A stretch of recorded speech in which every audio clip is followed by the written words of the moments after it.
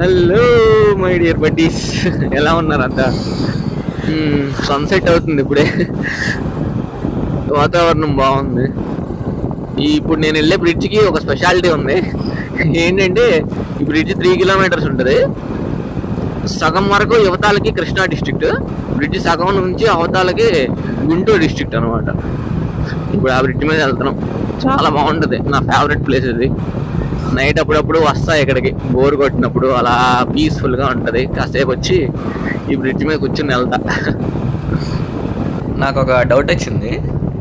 యాక్చువల్గా ఇప్పుడు మీరు బయట వర్కర్స్ని చూసి ఉంటారు కదా, వాళ్ళకి 50-60 ఇయర్స్ ఉంటాయి, కానీ అలానే వాళ్ళు వర్క్ చేస్తూ ఉంటారు, హెవీ వెయిట్స్ మోస్తూ ఉంటారు. సో కానీ వాళ్ళు అంత ఏజ్ వచ్చినా, అంత హెవీ వెయిట్స్ మోస్తున్నా సరే వాళ్ళకి బ్యాక్ పెయిన్ కానీ ఇలాంటి పెయిన్స్ రావడం ఎప్పుడు ఉండదు.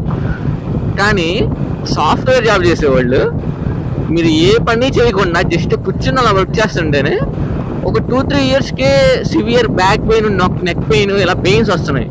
ఎందుకంటారు? ఎప్పుడన్నా ఆలోచించారా ఎందుకని? ఎందుకంటే human body is not design to sit. Human body just అది కూర్చోటానికి డిజైన్ చేయబడాల. Human body is design to work. So work చేయడం కోసం డిజైన్ చేయబడింది. మీరు ఎప్పుడైనా ఒక్క విషయం గుర్తుపెట్టుకోండి, మనం హెవీ వెయిట్స్ లిఫ్ట్ చేయడం వల్ల కానీ, ఎక్కువ పని చేయడం వల్ల కానీ ప్రాబ్లమ్స్ రావు. ఎప్పుడైనా సరే మనం ఏ పని చేయకుండా ఎక్కువసేపు గంటలు కూర్చొని ఉండడం వల్ల ప్రాబ్లమ్స్ వస్తాయి. ఇప్పుడు నార్మల్గా ఏదైనా వస్తువు కొన్నారనుకో, మీరు అది ఎంత కాస్ట్లీ వస్తువు అయినా ఉన్నాయి, మీరు వాడకుండా పక్కన పడేస్తే పాడైపోతుంది. హ్యూమన్ బాడీ కూడా అంతే. ఇప్పుడు ఆ వస్తువులు మనకి 1 or 2 years అలా పక్కన పడేస్తే మొదలు పాడైపోతున్నప్పుడు మనం సంవత్సరాల తరబడి అలా ఏ పని చేయకుండా కూర్చునే ఉంటే అసలు ఇంకా బాడీ ఎందుకు పనికిరాదు. రీసెంట్గా కూడా ఏ హాస్పిటల్లో చూసినా ఎక్కువ సాఫ్ట్వేర్ ఎంప్లాయీస్ వస్తున్నారు, కూర్చుంటున్నారు, కూర్చుని కూడా ట్రీట్మెంట్ చేయించుకుంటా కూడా మళ్ళీ సాఫ్ట్వేర్ ఆలోచనలు, ఆ డిస్కషన్లో వాళ్ళతో కాల్స్ మాట్లాడటం, వీళ్ళతో కాల్స్ మాట్లాడటం, అపాయింట్మెంట్ తీసుకుని అక్కడ వెయిట్ చేస్తాం, మళ్ళీ వర్క్ చేసుకోవడం కూర్చుని.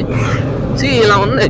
సో ఎప్పుడైనా సరే మనం అలా కూర్చునే కొద్దీ మన బాడీ మూలపడిపోతూ ఉంటుంది.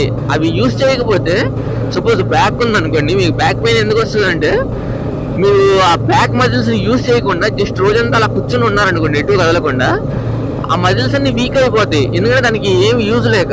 ఇప్పుడు ఎక్సర్సైజ్ చేసినప్పుడు ఎందుకు మనం మజిల్ పెద్దగా అవుతుంది, ఎందుకు స్ట్రాంగ్గా అవుతుంది అంటే దాని మీద ఎక్కువ ప్రెషర్ పడుతుంది.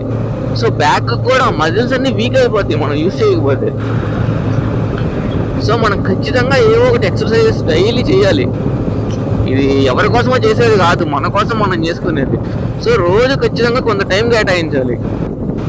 Not only healthy, there is another thing.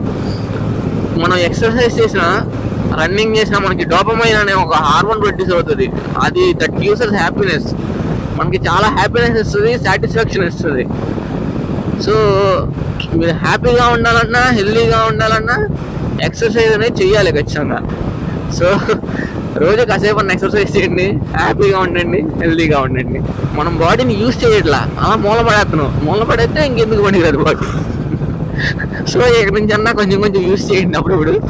Only బ్రెయినే కాదు, బాడీ కూడా యూజ్ చేస్తూ ఉండండి, అప్పుడు బాగా పనిచేస్తూ ఉంటుంది.